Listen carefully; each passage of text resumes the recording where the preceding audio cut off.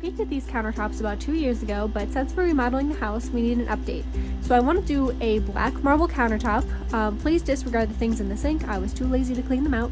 I started by sanding and getting ready for the primer. So I did 1 coat of white primer, and I only needed 1 because we are doing a black countertop.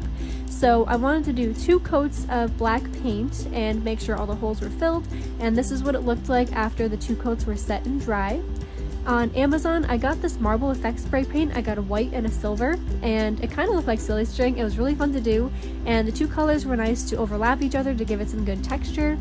And then we got this epoxy glaze coat, so we mixed it up, and then we poured it all over the counters and spread it out.